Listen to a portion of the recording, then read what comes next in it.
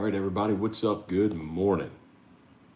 Welcome to a Thursday edition of Morning Scone presented by Brock, the Baton Rouge Orthopedic Clinic, and of course, HUDCO Roofing, HUDCOroofing.com.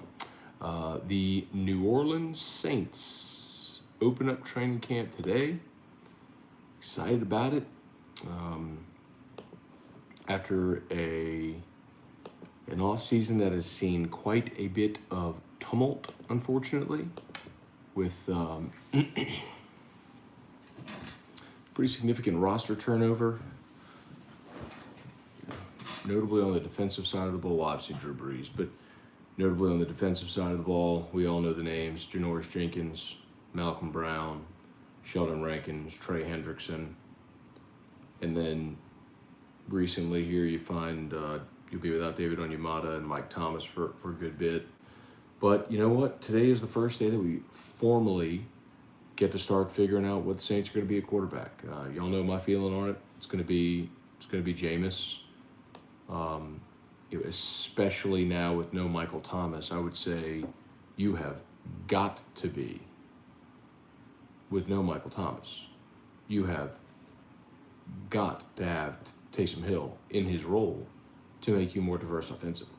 So, in any event, Saints open up camp today. I'm excited about it. Let me know what y'all got today, man. Let's hang out for a little bit. Drew's still sleeping, so if I hear him wake up, I might have to bounce. But whatever y'all got, fire away. Let's say some good mornings here. Dylan Landry, good morning. Hey, Dad, good morning. Megan Hurst, Kelly Gross, Jeff McKiffin, Kirk Taylor, what's up, man? Gabe Hudson, hey, Matt.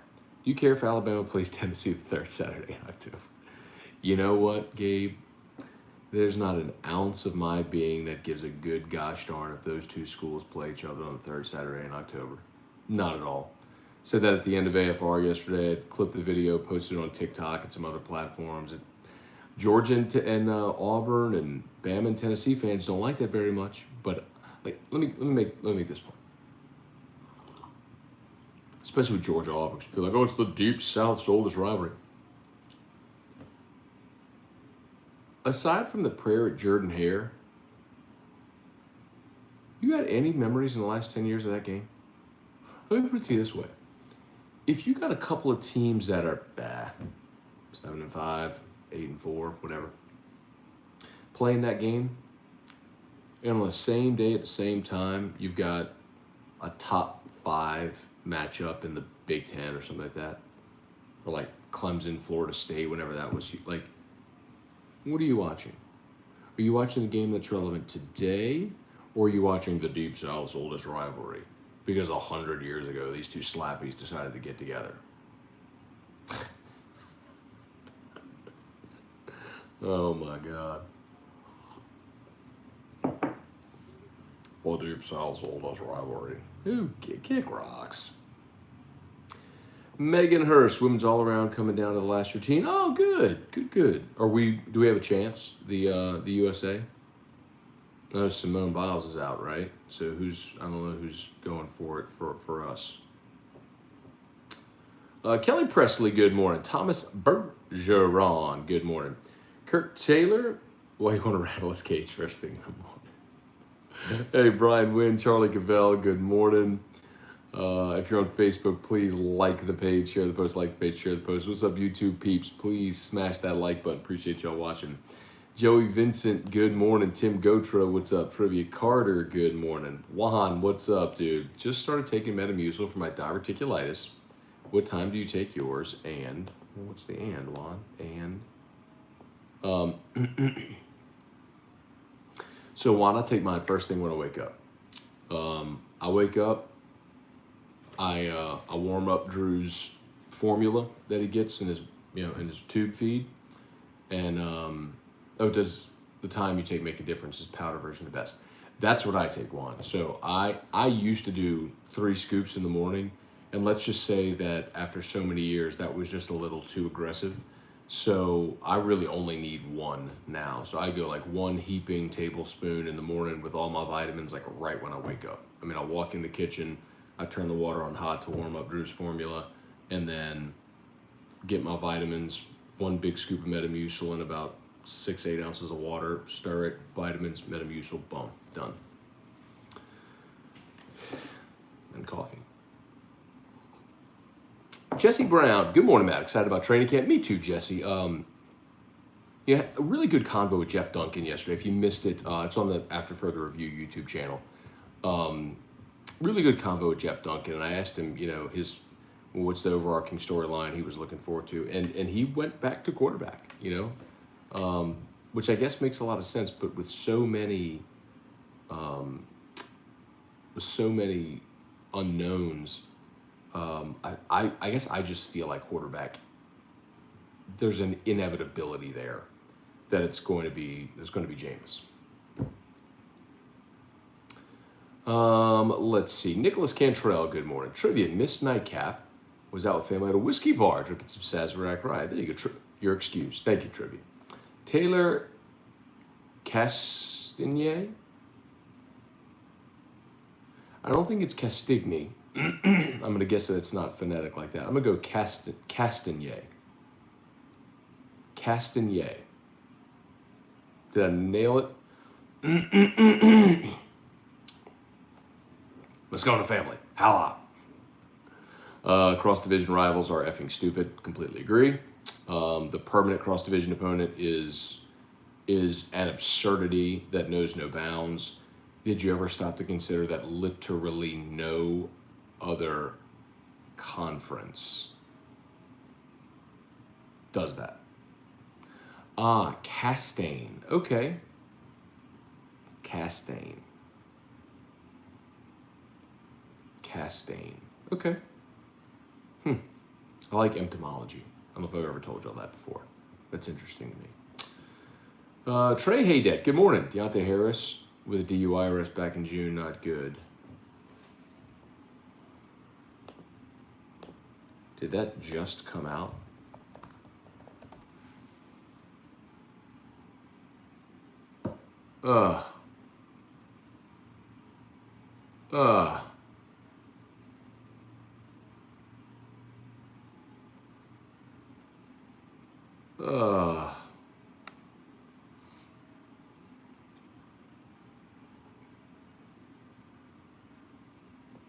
I don't know if y'all remember, but the same thing happened to P.J. Williams. He got arrested for DUI and was suspended for 2 games. Jesus.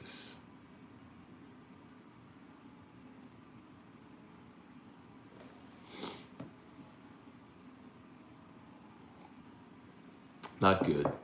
Jackson Hayes, an Ultimate Fighter on the NOPD. No, he was out in L.A., man. He was out in Los Angeles. Man. I hope that was just a young kid, drunk and stupid. Learns from it. Matthew Lusto. I don't know what a slappy is, but it inspired me to want to start using wiener slap as an insult, like, hey, don't be such a wiener slap about irrelevant permanent opponents. Okay. Well, with respect to the wiener slap, that was the motivational tactic, if you recall, that Ryan Theriot and Mike Fontenot used in Chicago. Fontenot was in a slump, so Theriot would wiener slap him before every game. And if you're wondering what that means, it's exactly what you think it means. Baseball players, weird, bro. Kenneth Martin. Morning, Matthew. Morning, Brock. Morning, Hudco. Morning, number 15. Good morning, Bourbon Shelf. Your outlook and expectations for LSU basketball this year. Yeah, Kenneth. I shared this with y'all a few weeks back whenever I was up in Natchitoches for the Louisiana Sports Hall of Fame induction, and Lynn Rollins and I got to host the Purple Carpet Show. The Walk of Legends, as they called it. And as the dignitaries came in, we were doing the show live. As the dignitaries came in, it's exactly what we would interview him for a minute here, there. And I got to interview Will Wade. Well, we were waiting to come out of break, and so he and I were chatting a little bit. And I was like, hey, man, y'all are going to be good, right? And he went I mean, he won't, he's not going to ever come out and say I think we can be a Final Four team or anything like that. But I think this is the team that a lot of new pieces, but if he gets them all to fit together and you stay healthy, like I think this team could have that potential. I mean, I think this is going to be the most special collection of talent that he's had by far. And probably that's been at LSU.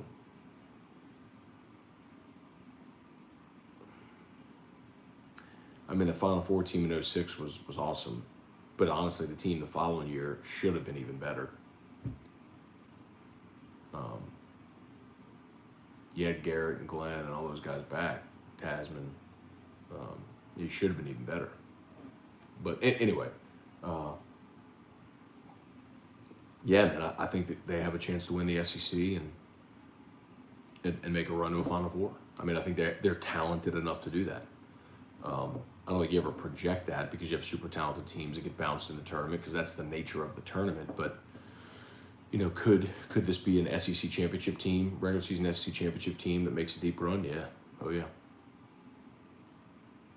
Jesse Brown, do you think Peyton starts Hill and switches to Winston just to prove Hill isn't a starting NFL QB? No, Jesse, I don't think, and the reason I don't think so, Jesse, is, man, in the NFL, you're coaching for your job every Sunday. Players are playing for their careers every Sunday. You know, you don't do something out of spite or to prove a point. Like, your only objective is play the best player. Now, I believe Sean Payton when he says he thought he could make Taysom Hill a quarterback, that they liked his progress, all that sort of stuff. Which is why they started him for 4 games last year. They believed he could be that guy. It's just really clear he can't. And you need him now with Mike Thomas out more than ever to be Slash. You need him in all those other roles. So, Taylor Castaigne, how much more proof do we need Hill isn't an every down starter? Man, you know my feelings on it. Neely, hello. Suni Lee wins the gold medal in all-around gymnastics. That's great news. Good for her, man. Good for her. Isn't she in Auburn? Isn't she going to Auburn? I think she's going to be a freshman at Auburn. Did I hear that right? Can you imagine like showing up at Auburn the first day with a gold medal? Jerry DeLucky, hits just keep on coming. So where Deontay Harris was arrested. Yeah, we talked about that a little bit ago, Jerry. It's a bummer, man. Listen, I don't think Deontay Harris was going to be the deciding factor as to whether or not the Saints are good or awful this year. But it's like we talked about last year with LSU, where every time another player opted out, it just continued to hurt your depth. Because what happened is when your starters opt out and your quality depth becomes a starter, well, now your freshmen are your depth, right? That's a problem. And that was a giant problem LSU had last year. You know, Apu Ika opts out. Well, Apu, after Tyler Shelvin opts out, then Ika transfers, right? Well, Shelvin, Ika would have been a really good 1-2 in the middle. Well, Shelvin opts out, Ika transfers. Now you're looking at, you know, a converted offensive lineman as your starting nose tackle. You know, that's kind of the issue they ran into a year ago. That's kind of what it looks like is happening with the Saints right now. But in the NFL, it's not like college where your roster is what it is. In the NFL, you can make roster moves, go sign free agents, go get somebody. I mean, I'm not saying that's easy, but you can bolster your roster. So let's see what they do. Let's see how aggressive they're going to be. Truax, what's up, man? Kirk, you two people being held prisoner by Trivia the Oppressor. Hey, Dawn, what's up? Good morning. Jonathan Lambert. Ott must have called again. Did we? Oh, I'm glad you reminded me of that. Airplane mode. Okay, there we go. Let's see. Kevin McKee, Saints are going to be awful. I'm so sad. Kevin, I don't think they're going to be awful. I think they need to weather the early storm. And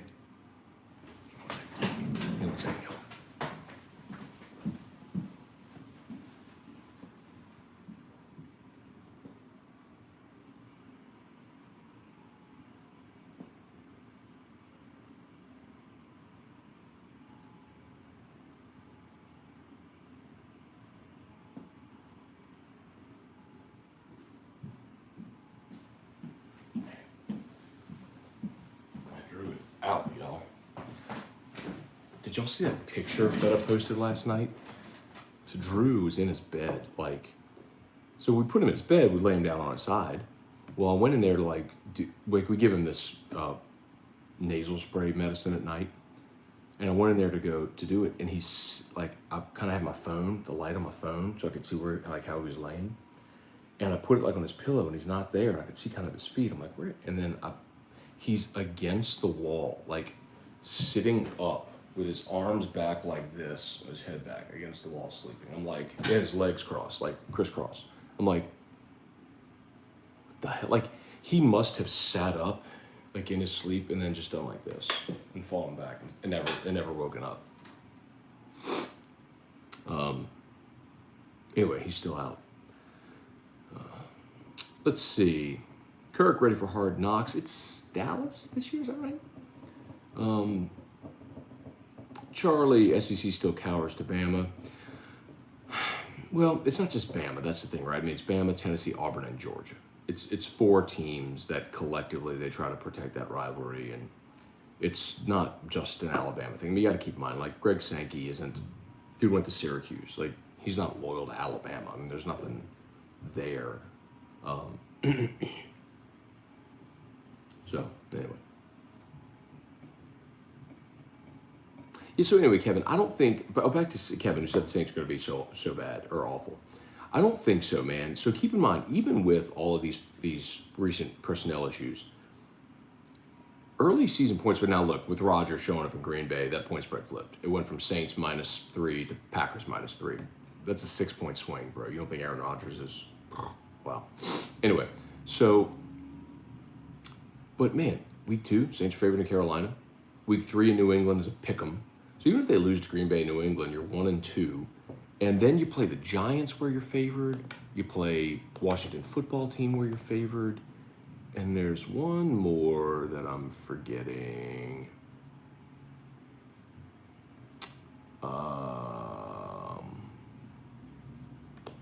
They're in the first 5 weeks before they hit their bye, which is the one I'm forgetting. Let's see. Packers, Panthers, Patriots. No, that's it. Okay, Packers, Panthers, Patriots, Giants, football team, and then bye, then Seahawks. So, I mean, what if you could start 3-2 going into your bye? You start 3-2 going into your bye, then hopefully you're healthy when you go to Seattle. Even if you lose to Seattle on the road where you're an underdog, you're 3-3. Then you get Tampa at home, which I'm not saying it's going to be an easy game, but you're back-to-back Tampa Falcons, at Tennessee, at Philly. Who knows really what Philly's going to be this year? You're home against the Bills, home against the Cowboys. That's back-to-back Thursday night games. Then you're at the Jets, at the Bucks, home against the Dolphins, home against the Panthers, at the Falcons. I mean, like, if you're whole, I think you can manage. I think you got to be, if you can be 3-3 after Seattle, if you can be 3-3 after Seattle, I think you really got a shot. Like, what you can't be is 2-4. You can't be 1-5. Catherine Marie, good morning. Great being able to watch live again. Not able to at work. All good, Catherine. Good to see you. Good morning. Team is out of control. They're going to get the season they deserve. Fans don't want it, but it's what it is. We'll see, Kevin. Listen, I'm convinced of this. They're not done making moves. Like, they have to add an interior defensive lineman. I think they're going to add a boundary corner. They're probably going to add someone to wide receiver. I don't think Chris Hogan is that answer. But let's see. Richie Burt is winning in the Olympics, and the earnings from that now considered NIL. Would she be allowed to compete in the Olympics and the NCAA now? So Richie, remember, Olympic athletes can already earn endorsement money. That's already allowed. Charlie, can you honestly see the Saints being better than 8-8? Well, Charlie, remember they play 17 games now, so they will be better than 8-8. I could see this being a 9-8 season. I know which sounds weird, but yeah, I could see them being 9-8. Which is, Vegas had their win total at 9, and actually with the Michael Thomas news, they bumped it to 8.5, which is significant. But I think they could be right there. I think they could be a 9-8 football team, and that might be enough to get you in the postseason. I just don't know how it's going to look and work with a 17-game season. Let's see. Kirk, Nick Saban came out and said one of his players signed $2 billion in endorsements. Contra. How about that reference yesterday? There was a Contra reference yesterday on AFR from Peter Burns, and Musso had no idea what Contra was. Really made me sad. As always, I'll shout out to Brock, Baton Rouge Orthopedic Clinic. You need an orthopedist, you go see Brock. And of course, Hudco Roofing. HudcoRoofing.com. Would really, really, really appreciate it, man. I'm telling y'all, and I say this every day, but we're into storm season, and some people may be waiting until a storm comes to get their roof checked. And you can do that, but you're also way more likely to end up with a pretty awful scenario if your roof is compromised and the storm rolls through. Then you could have like really big problems in your home. So HUDCO can always give you a free no obligation roofing inspection. Give us a shout, HUDCORoofing.com. HUDCORoofing.com. Eric Wildrotter, I feel we've forgotten Hill had 4 season-ending injuries at BYU. Shouldn't durability be a concern? Not only durability, Eric, but also just his age. I mean, he's 30. And yes, I think all that matters. Be fair, I love the pod idea. BitBoy got his channel back. I saw that last night. For those that missed it, we're doing a nightcap with Scone, and someone mentioned that BitBoy Crypto he lost his YouTube channel, like they deleted his YouTube channel. For those that don't know who that is, many of you know, like I'm into cryptocurrency, and BitBoy Crypto is the largest YouTube crypto channel, and he's got over 1.1 million subscribers. I mean, he does like a daily show on there live at like 10:30 Central. He's based out of Atlanta. He's built an enormous community around cryptocurrency, and they banned his page last night.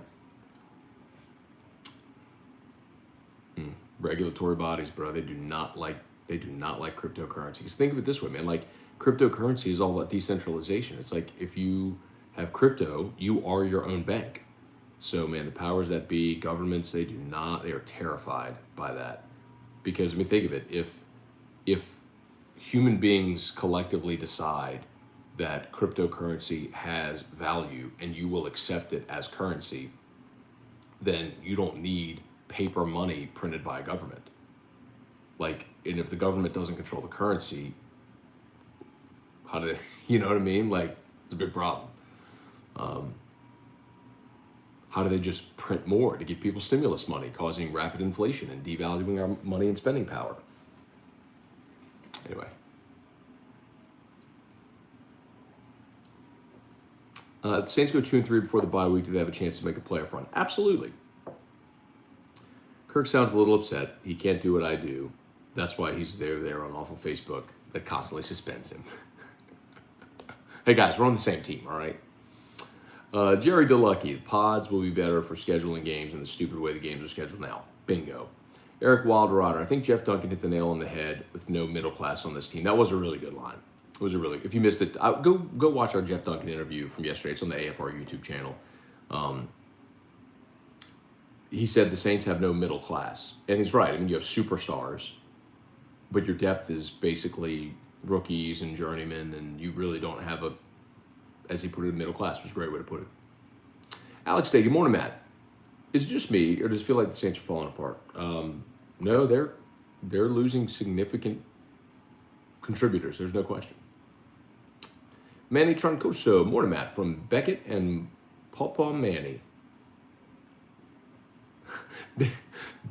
Beckett and Pawpaw Manny. There you go, Manny. Good morning, Beckett, and good morning, Pawpaw Manny. Appreciate y'all for hanging out with us this morning. Matthew Lusto. Matt, why wouldn't they just Bitcoin down if it gets too big? I mean, I don't think there's any doubt that you have institutions which did just manipulate the price, which drove the price down so they could buy low, and now it's pumping again, and they're going to cash in a big way. The institutions that just dumped hundreds of millions or billions of dollars into Bitcoin at 30,000 or in the 20s are going to watch it pump to 100,000 and make gobs of money. No, I know what you mean. But that's the point. If it gets too big, they can't manipulate it. You know, ultimately, human beings decide what they like. Before there were governments and governmental, sovereign nations had their own currency, people would trade chickens or rocks or whatever, whatever they felt had value as currency. I mean, this is no different. It's just like you have enough people that have collectively decided that Bitcoin has value and other cryptocurrencies, and they're holding it and trading it and using it. Pretty exciting, actually. Brad Martin, morning, Matt. Hope all is well with you and your family and BR. Have a great day. Thank you, Brad. Same to you and yours. Please, if you're on YouTube and you have not done so yet, smash that like button. Let's see. Taylor, which new coordinator will stay at LSU longer, Peets or Jones? I'll go Durante Jones. Just the nature of football. With look at Joe Brady. I mean, 1 year and then boom, he's snatched up by the NFL. If Jake Peets replicates that success, I mean, same thing. If he wants to get back to the NFL, or whatever he wants to do, become a head coach somewhere, like he'll have that opportunity, I think.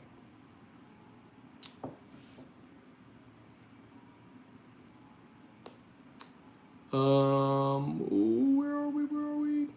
Casey Landrum.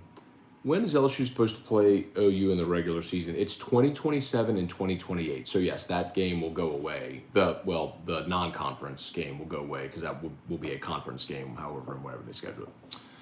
Brian and Andy Pin, good morning from Columbus, Ohio. Going through Cincy. Tell Burrow and Chase you said hi. Thank you, Brian. Y'all be safe on the road today, man.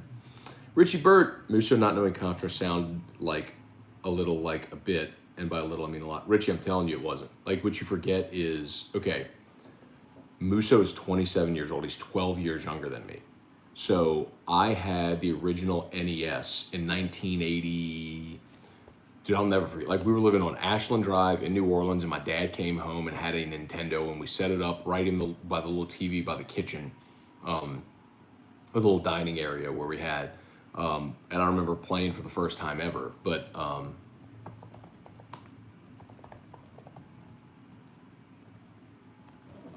so if NES came out in 1983, first came out in 1983.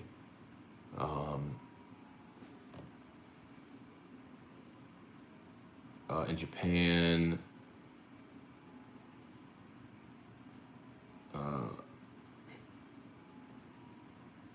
in Europe, in Australia, 87. So it was like 86, 87. We probably got it. It was probably around 87, 88, I would guess, when we got it. Anyway, so think about that, man. Like, Musso wouldn't have even been born for another 7 years. So, like, it actually kind of makes sense. He's probably never played a Nintendo Entertainment, to the NES, like the original Nintendo. So that actually kind of does make sense that he wouldn't know it. But it's just one of those things where you're like, ugh. It just reminds you like you're getting older. And Contra was better than Super Contra, by the way. So anyway, Richie, that was not a bit. It was 100% not a bit. I mean, Peter Burns is the one who threw that out just randomly during that interview. Brian Wynn, thoughts on the cease and desist. Big 12 is doing whatever they can to lawyer up to try to save themselves. But, like, you're fighting with Disney. There's no more litigious company in the world than Disney. Like, you're going to lose.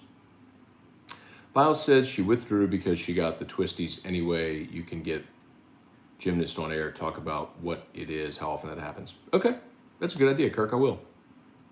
Brian and Annie Pinton. Breaking news, Alabama is moving to the West Coast Conference. They'll have to try to beat the Blue Bloods over.